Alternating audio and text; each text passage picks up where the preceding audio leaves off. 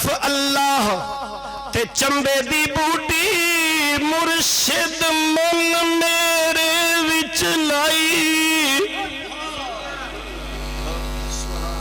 नहीं समझ आई? मुर्शिद मन मेरे विच लाई जीवे मेरा कामिल मुर्शिद बाहू जिस ए बूटी लाई। नफी असबात पुछ सैफियों नफी असबात और तवज्जो करे जे नफी असबात जिक्रां दी मंजिल है। फरमाया पहला जिक्र दूजा जिक्र तीजा जिक्र पर बाबा फरमांदा नफी असबात दा पानी मिलिया।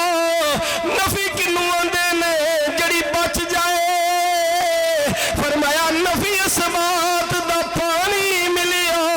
साबत पुत्रा ओनू आंदे ने जिन्नू लख दुनिया हलाए पर वो साबत रवे। फरमाया जस उसने बूटी लवा लई नाल नफी दा ते असबात दा पानी ले लिया ते फिर हर लगे हर जाई।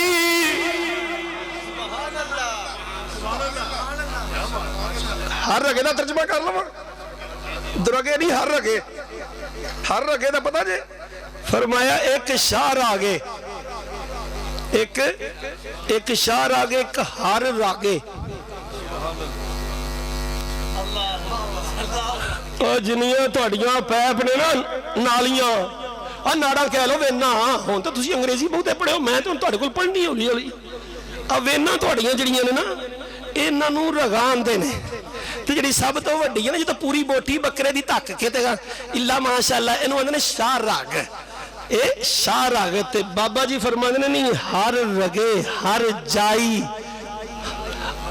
जदों मुर्शद ने ये बूटी ला के ते नफी असबात दा पानी लाया ना ते साडी कोई रग सुक्की नहीं रह गई साडी हर रग हरी हो गई।